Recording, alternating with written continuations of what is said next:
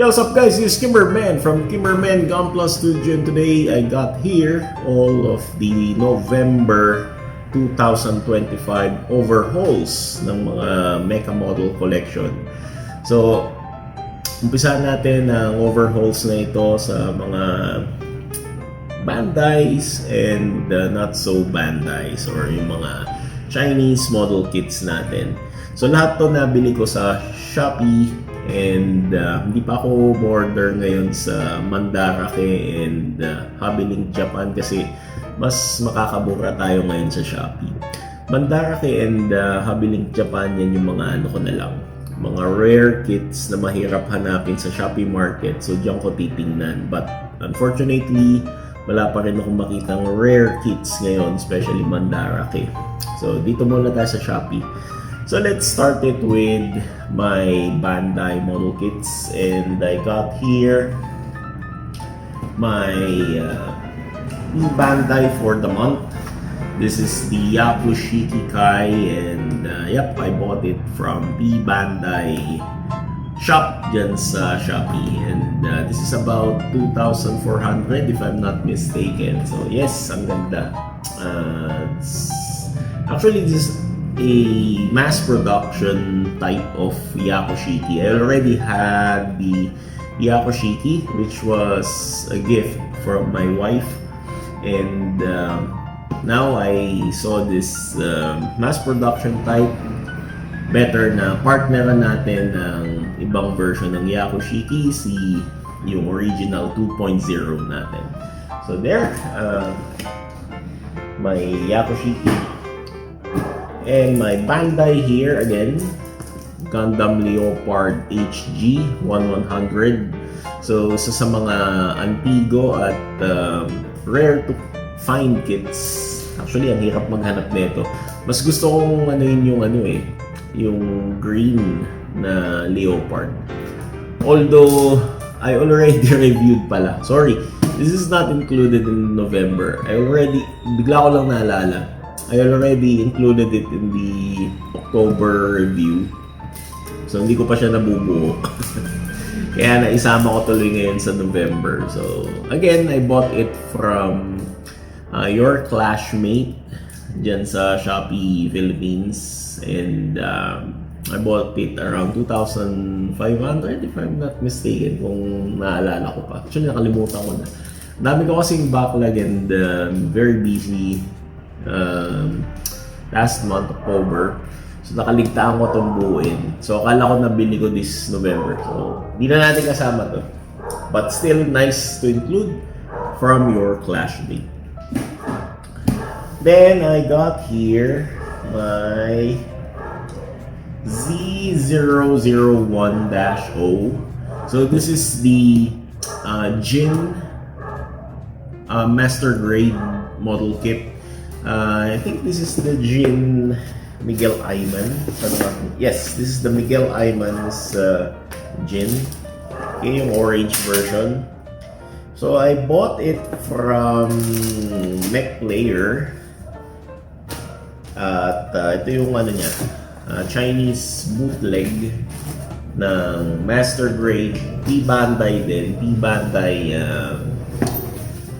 Miguel Ayman ng Jin. So buti na lang meron ng mga ganitong gumagawa ng Chinese. Actually, hindi ako fan neto noon yung sa mga ganitong klaseng box. But after I built yung VN001, yung bootleg version ni Gun Tank, doon ko na-appreciate na, ang ganda na rin ng quality ng mga Chinese model kits. And then, sunod-sunod na, yung mga gumagawa na ng bootleg, binibili ko na rin. And up to this month, I included this Miguel Ayman's Jin, itong Z001-0. So ayan, okay. Next natin is yung isa sa mga gusto kong ground suit from Gundam Universal Century, yung J-Gun. But this is the Chinese version, which is the Jida. Jida, yes. It's a 1/100 scale. Actually, ang tangkad na ito eh. tangkad na itong kit na to, nakita ko sa reviews. This is around the height of new Gundam Master Grade. So, ang tangkad, di ba? Whereas yung normal J-Gun it's about 18 cm. Siguro kasing taas lang ng RX-78. But this one parang fusion ng mga nung tawag dito na kit. I forgot. Basta yung mga grand suit ng Universal Century from Unicorn Gundam. Parang ganun yung height. Pero J-Gun yung tsura. So let's open it. And by the way, I bought this from Neo Hubs. Ayan o.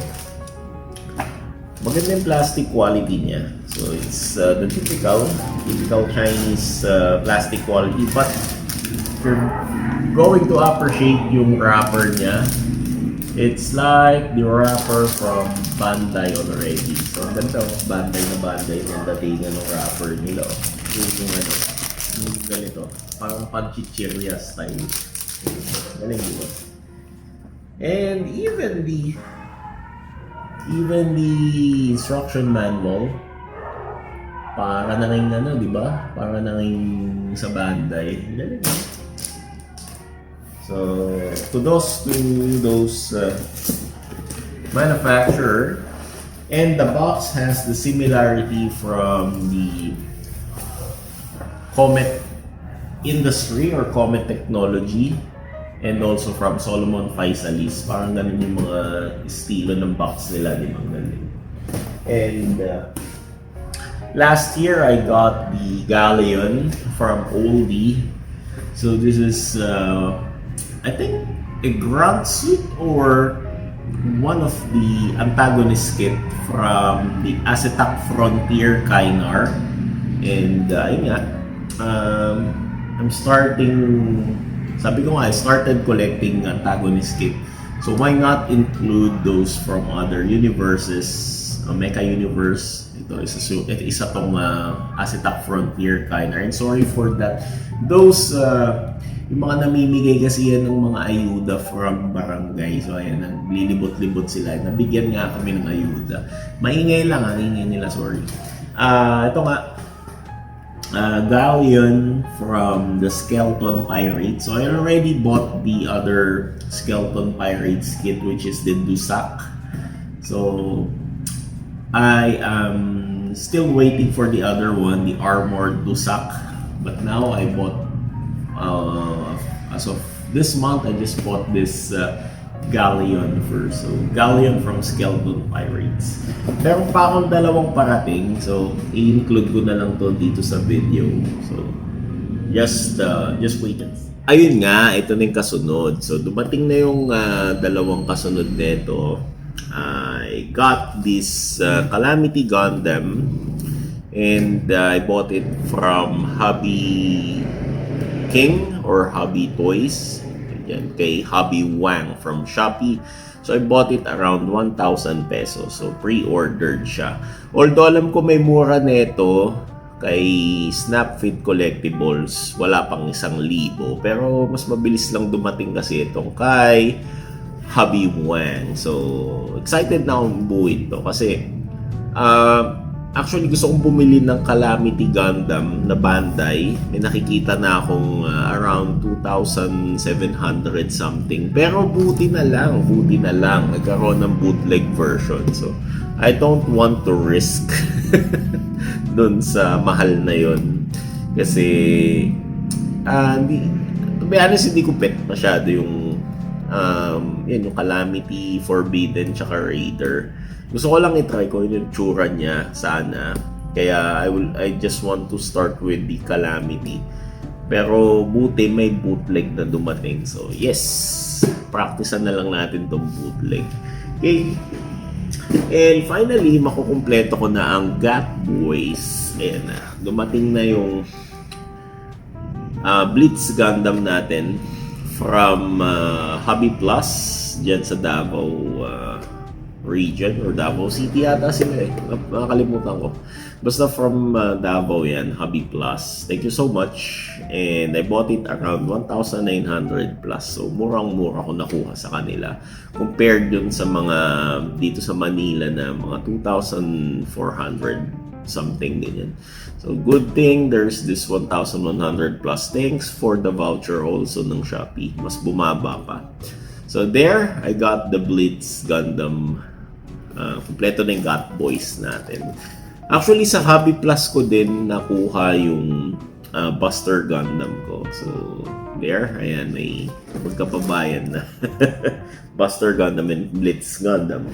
So di ba sabi ko dalawa? So it's not dalawa, may dumating pa ang dalawa. So apat na sila. Apat silang dumating na next kasunod. So this is special gifts from my cousin sa New York, si Kuya Ken Lee. And thank you so much, Kuya Ken, for sending these gifts to me. Hindi ko inaasahan or I'm not expecting anything, but biglang may dumating na gift from him. And thank you so much. Hindi ko ina-expect to. So I got the Pat Labor Ingram Master Grade. So yes, my first ever non-Gundam or non-Gunpla Master Grade from Bandai. And this is the Ingram 3.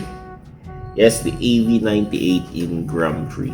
Although meron na ako dating na-review and na-build na Pat Labor yung sa the next generation, and that's the 1/48 scale. Yes, but this one is the master grade scale, so I'm very happy and excited to build this.